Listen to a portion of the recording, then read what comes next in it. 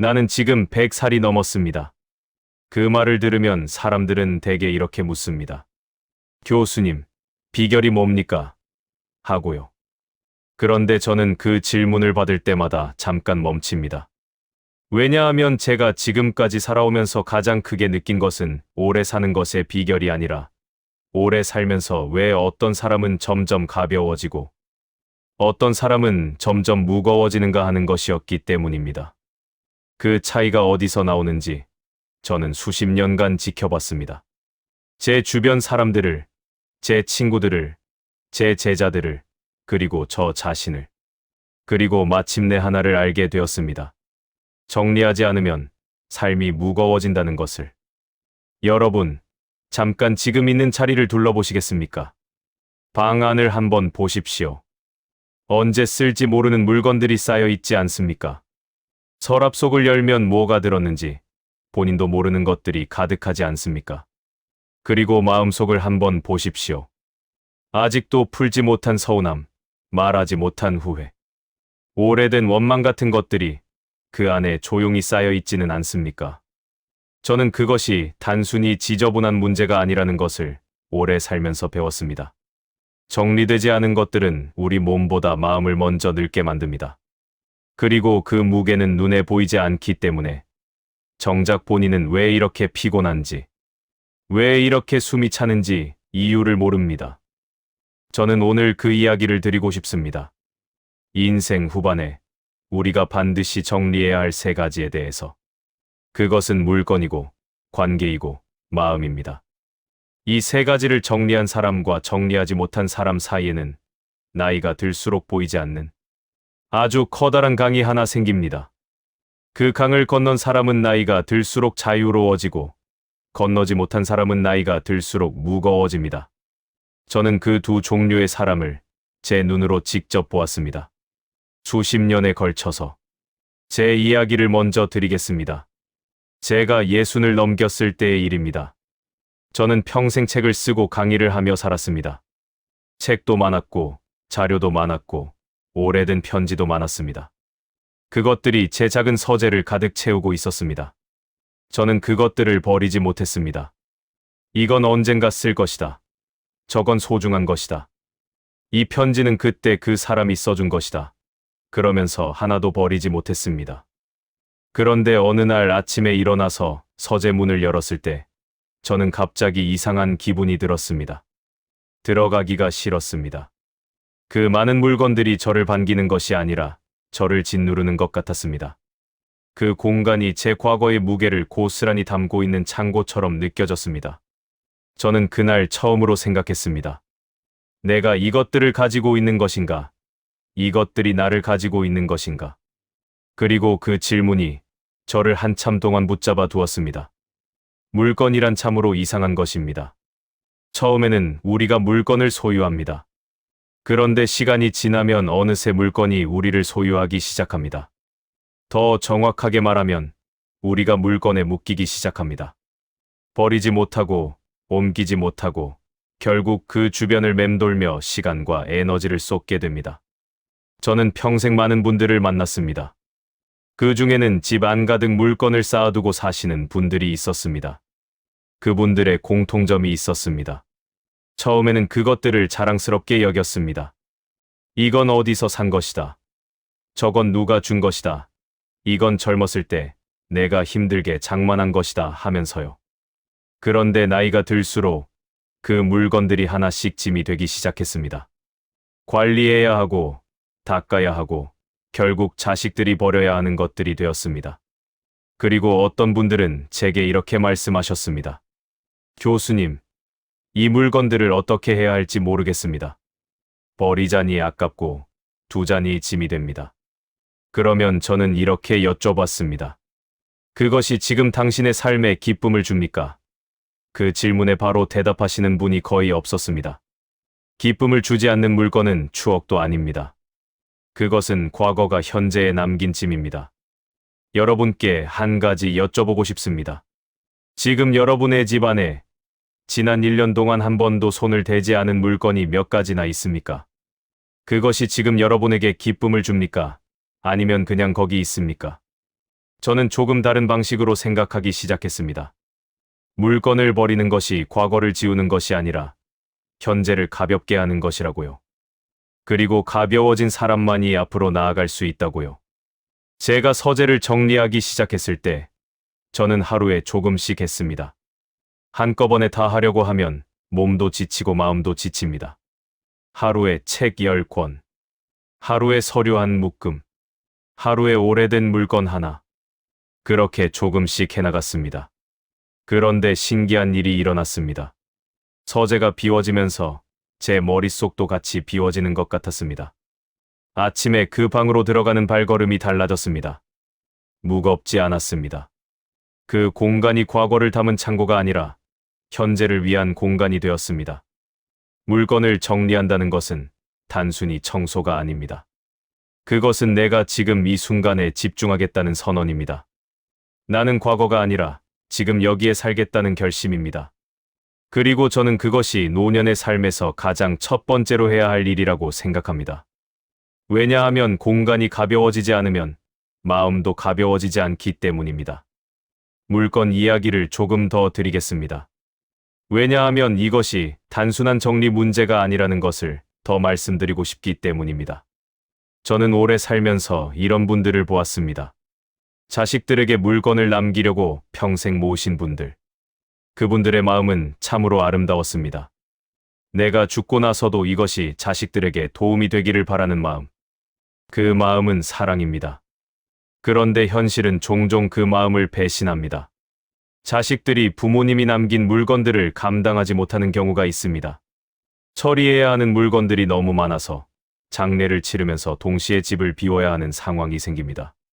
그것이 자식들에게 짐이 되는 것을 본 저로서는 살아있는 동안 스스로 정리하는 것이 자식들에게 줄 수 있는 마지막 선물 중 하나라는 생각이 들었습니다. 이것은 미리 포기하라는 것이 아닙니다. 이것은 미리 사랑하라는 것입니다. 살아있을 때 물건을 정리하면서 이것은 누구에게 주고 싶다. 저것은 어디에 쓰면 좋겠다. 이렇게 직접 나눠줄 수 있습니다. 그것이 물건에 담긴 이야기를 전달할 수 있는 유일한 방법입니다. 죽고 난 뒤에는 그 이야기도 함께 사라집니다. 그런데 물건 정리보다 훨씬 어려운 것이 있습니다. 관계의 정리입니다. 저는 이것이 인생 후반에서 가장 중요하고 동시에 가장 어려운 일이라고 생각합니다. 물건은 버리면 그만입니다. 그런데 관계는 그렇게 단순하지 않습니다. 사람과 사람 사이에는 역사가 있고, 감정이 있고, 오해가 있고, 사랑이 있고, 상처가 있습니다. 그것들이 모두 엉켜 있기 때문에 어디서부터 손을 대야 할지 모르는 경우가 많습니다. 저는 젊었을 때는 관계를 넓혀가는 것이 중요하다고 생각했습니다.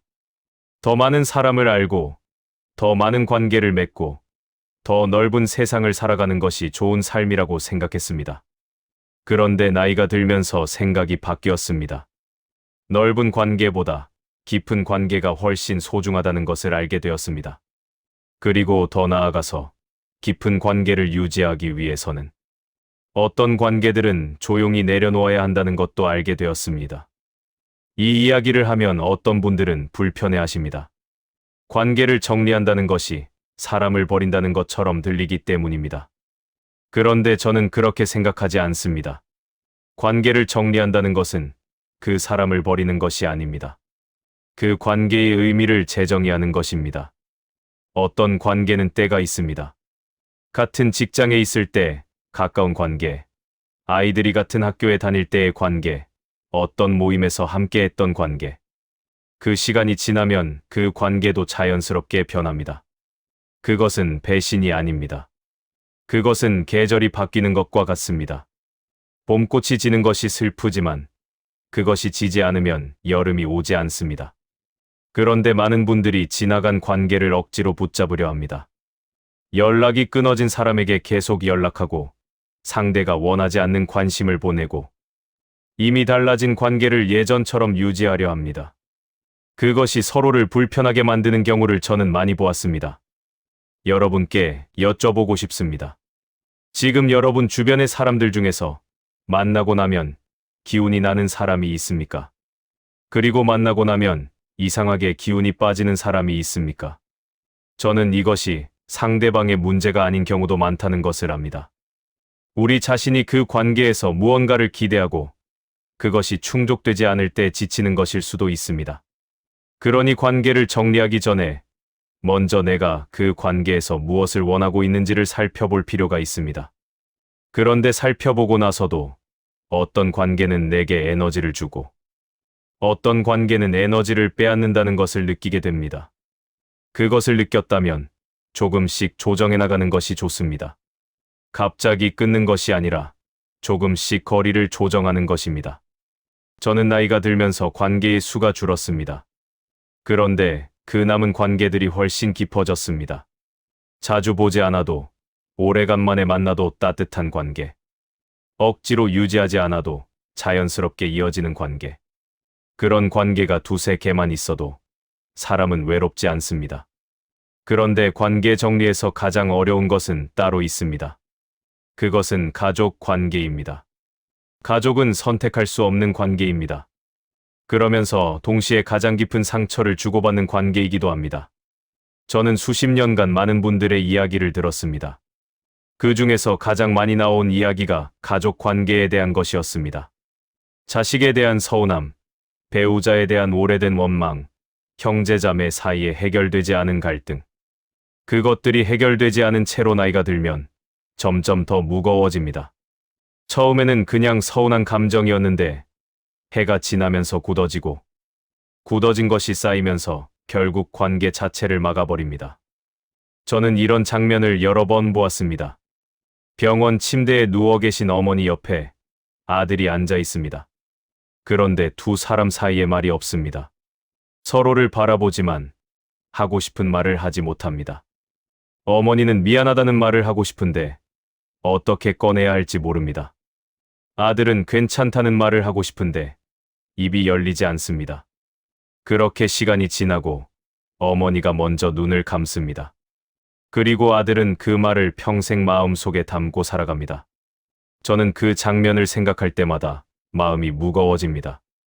왜냐하면 그것이 저에게도 여러분에게도 일어날 수 있는 일이기 때문입니다. 그렇다면 어떻게 해야 할까요? 저는 이렇게 해보시기를 권합니다. 권한다기보다는 제가 해보았고 제 주변에서 해보신 분들이 달라지셨기에 그 경험을 나누는 것입니다. 먼저, 지금 마음속에 미안한 사람이 있다면 오늘 그 사람에게 연락해 보십시오. 긴 말이 필요하지 않습니다. 요즘 잘 지내지? 한마디면 됩니다. 사람 사이의 문은 작은 말 하나로 열립니다. 서운한 마음이 있다면 그것을 말해야 할 때가 있습니다. 그런데 서운함을 전달하는 방식이 중요합니다. 당신이 나에게 상처를 주었다고 말하는 것과 그때 나는 많이 외로웠다고 말하는 것은 다릅니다. 전자는 상대를 방어하게 만들고 후자는 상대를 열게 만듭니다. 저는 나이가 들수록 감정의 언어를 쓰는 것이 훨씬 지혜롭다는 것을 알게 되었습니다. 그리고 용서. 이것이 가장 어렵습니다. 용서는 상대를 위한 것이라고 생각하기 쉽습니다. 그런데 저는 다르게 생각합니다. 용서는 자신을 위한 것입니다. 용서하지 않으면 그 원망을 내가 평생 들고 다녀야 합니다. 그 무게를 상대방은 모릅니다. 그 무게를 내가 혼자 지고 있는 것입니다. 용서는 그 사람이 옳았다는 것이 아닙니다. 나는 더 이상 그 무게를 들고 다니지 않겠다는 결심입니다. 여기서 잠깐 멈추고 싶습니다. 지금까지 물건 정리와 관계 정리에 대해 말씀드렸습니다. 그런데 사실 이 두 가지는 세 번째 정리를 위한 준비입니다. 가장 깊은 곳에 있는 정리, 마음의 정리. 이것이 왜 가장 나중에 오는가 하면 마음의 정리는 밖에서부터 시작하기 때문입니다. 공간이 가벼워지고 관계가 단순해질 때 비로소 자신의 마음을 들여다볼 수 있게 됩니다. 밖이 복잡하면 안을 볼 수가 없습니다. 그러니 이 순서가 중요합니다. 물건, 관계, 마음. 이 순서로 하나씩 해나가시면 됩니다. 물론 인생이 항상 이 순서대로 되지는 않습니다. 그러나 방향은 이쪽을 향해야 한다고 저는 생각합니다. 마음의 정리에서 제일 먼저 만나게 되는 것은 후회입니다. 저는 100년을 넘게 살았습니다. 그리고 솔직하게 말씀드리면 후회가 없는 사람은 없습니다. 저도 후회가 있습니다. 더 잘 해줄 수 있었는데, 하지 못했던 것들, 용기를 내었어야 했는데, 내지 못했던 것들, 너무 늦게 알아챈 것들. 그런데 나이가 들면서 저는 후회를 대하는 방식이 바뀌었습니다. 젊었을 때는 후회를 하면 자책을 했습니다. 왜 그랬을까? 내가 왜 그런 선택을 했을까? 하면서 스스로를 몰아붙였습니다. 그런데 그것이 아무 소용이 없다는 것을 알게 되었습니다. 지나간 일은 바꿀 수 없습니다.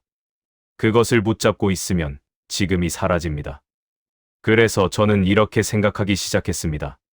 후회는 내가 그 순간에 최선을 다했다는 증거다, 라고요. 만약 정말 아무 생각 없이 살았다면 후회도 없을 것입니다.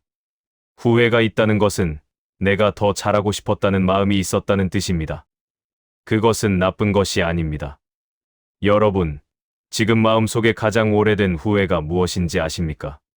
잠깐 생각해 보시겠습니까?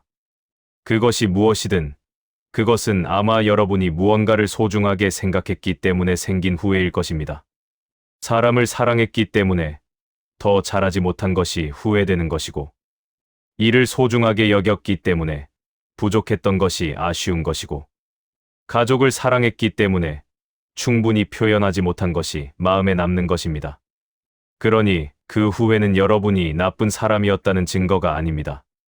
오히려 여러분이 무언가를 소중히 여겼다는 증거입니다. 그 후회를 지금 이 자리에서 조용히 들여다보시겠습니까?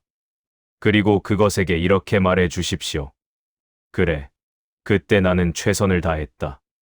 그리고 이제 나는 지금 여기에 있다. 마음의 정리에서 두 번째로 만나게 되는 것은 외로움입니다.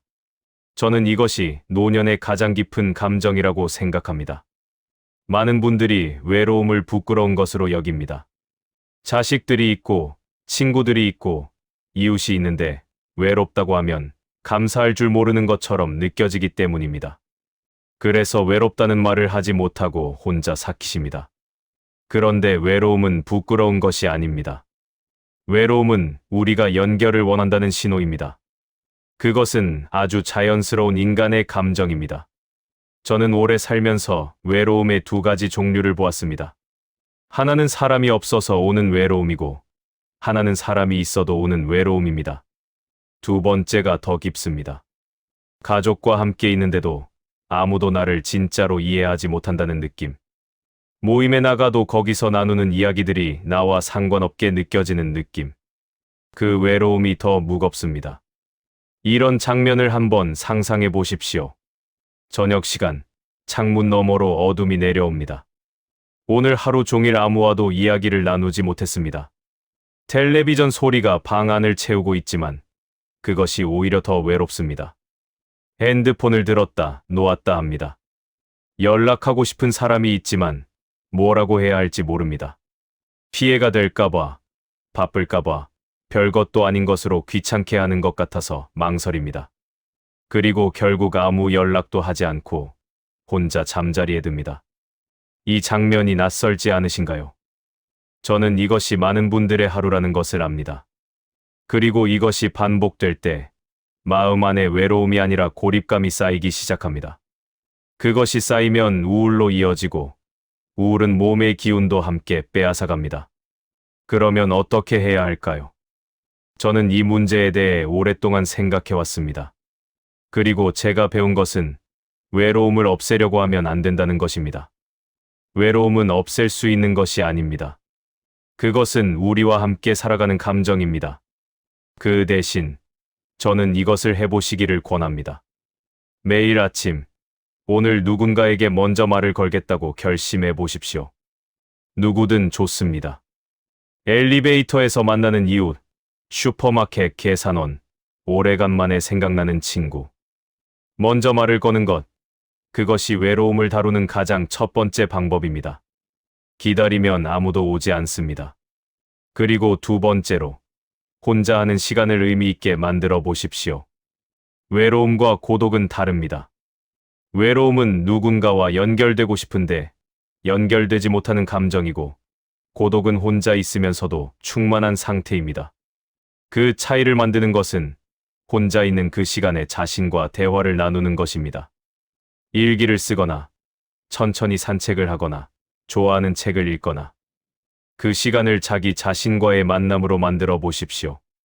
저는 글을 쓰는 것이 그 역할을 해주었습니다. 하루에 조금씩 오늘 내가 느낀 것을 적어두었습니다. 그것이 축적되면서 저는 제 자신과 훨씬 친해졌습니다. 나 자신이 친한 친구가 되면 외로움의 무게가 달라집니다.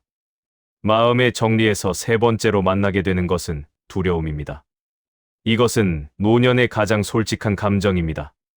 건강에 대한 두려움, 죽음에 대한 두려움, 혼자 남겨지는 것에 대한 두려움, 짐이 되는 것에 대한 두려움.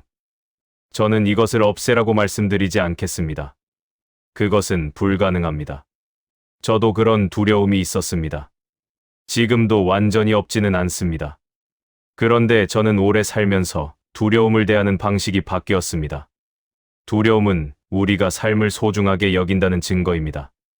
아무것도 소중하지 않다면 두려울 것도 없습니다. 두려움이 있다는 것은 잃고 싶지 않은 것이 있다는 뜻입니다. 그것은 살아있다는 증거입니다. 여러분께 한 가지 여쭤보겠습니다. 지금 가장 두려운 것이 무엇입니까?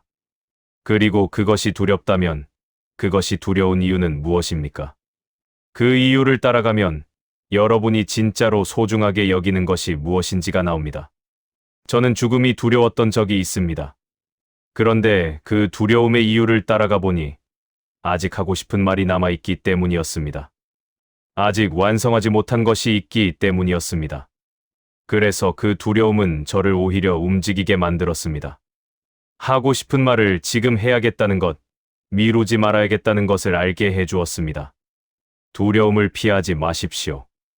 그 안으로 들어가면 거기에 여러분이 가장 소중하게 여기는 것이 있습니다. 이제 이 세 가지 정리를 어떻게 시작해야 할지 제가 경험으로 얻은 한 가지 방법을 나눠드리겠습니다. 저는 이것을 아침의 의식이라고 부릅니다. 매일 아침 눈을 뜨면 저는 잠깐 누워서 오늘 하루를 생각합니다. 지금 내 몸이 어떤지, 지금 내 마음이 어떤지, 그리고 오늘 하루 한 가지를 조금 가볍게 만들겠다고 생각합니다.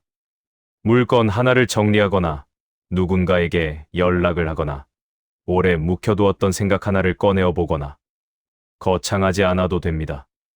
아주 작아도 됩니다. 그 작은 것들이 쌓이면 삶이 달라집니다. 그리고 저녁에 잠자리에 들기 전에는 오늘 내가 한 것 중에서 잘한 것 하나를 생각해 봅니다. 잘못한 것을 떠올리면 잠이 오지 않습니다. 잘한 것을 떠올리면 내일이 기대됩니다. 이것이 제가 100년 넘게 살아오면서 제 자신에게 해온 것입니다. 여러분, 저는 지금 100살이 넘었습니다. 이 나이에 제가 하는 일이 무엇인지 아십니까? 아침에 일어나서 오늘 해야 할 일을 생각합니다. 사람들을 만납니다. 글을 씁니다. 생각을 합니다. 산책을 합니다. 그것이 전부입니다. 그런데 그것으로 충분합니다. 저는 예전에는 더 많은 것을 해야 한다고 생각했습니다. 더 많이 알아야 하고, 더 많이 이루어야 하고, 더 많이 남겨야 한다고 생각했습니다. 그런데 나이가 들면서 그 생각이 바뀌었습니다. 많이 하는 것이 아니라 잘하는 것이 중요하다는 것을 알았습니다. 그리고 잘한다는 것은 지금 이 순간에 집중하는 것이라는 것을 알았습니다. 그것을 알게 된 것이 제가 이 나이까지 살면서 얻은 가장 소중한 것입니다. 물건을 정리하면 공간이 가벼워집니다. 관계를 정리하면 마음이 따뜻해집니다. 마음을 정리하면 삶이 자유로워집니다. 저는 이 세 가지가 노년의 삶을 바꾸는 것을 직접 보았습니다. 그리고 저 자신도 그 과정을 거치면서 달라졌습니다. 완성된 것은 아닙니다. 지금도 조금씩 해나가고 있습니다. 그런데 방향은 알고 있습니다. 정리하지 않으면 삶이 무거워집니다. 그리고 무거운 삶은 앞으로 나아가기 어렵습니다. 무거운 삶은 새로운 것을 받아들이기 어렵습니다. 무거운 삶은 지금 이 순간을 온전히 즐기기 어렵습니다. 그러나 가벼워진 삶은 다릅니다. 가벼워진 삶은 작은 것에도 감사하게 됩니다. 가벼워진 삶은 사람을 더 따뜻하게 바라보게 됩니다. 가벼워진 삶은 나이가 들수록 더 깊어집니다. 저는 오늘 이 이야기를 드리면서 여러분께 무언가를 강요하려 한 것이 아닙니다. 제가 살아온 길에서 보고 느낀 것을 그냥 나누고 싶었습니다. 여러분 각자의 삶은 여러분 것입니다. 정리의 방식도, 속도도, 순서도 다를 수 있습니다. 그것이 당연합니다. 사람마다 지고 있는 무게가 다르고 사람마다 가진 시간이 다릅니다. 다만 제가 바라는 것은 하나입니다. 오늘, 지금 이 순간, 여러분이 조금 더 가벼워지셨으면 합니다. 이 이야기를 들으시면서 마음 한켠이 조금이라도 편안해지셨다면 저는 그것으로 충분합니다. 마지막으로 한 가지 질문을 드리겠습니다. 오늘 밤 잠자리에 드시기 전에 딱 하나만 생각해 보십시오. 지금 내 삶에서 가장 무겁게 느껴지는 것이 무엇인가? 물건인가? 관계인가? 아니면 마음인가? 그리고 그 무게를 조금이라도 내려놓기 위해 내가 오늘 할 수 있는 가장 작은 것이 무엇인가? 그 작은 것을 오늘 하시겠습니까? 저는 여러분이 가벼워지기를 진심으로 바랍니다. 가벼워진 사람은 나이가 들수록 빛납니다. 그 빛이 여러분 주변의 사람들에게 전해지기를 바랍니다. 구독은 무료이고 좋아요는 큰 힘이 됩니다.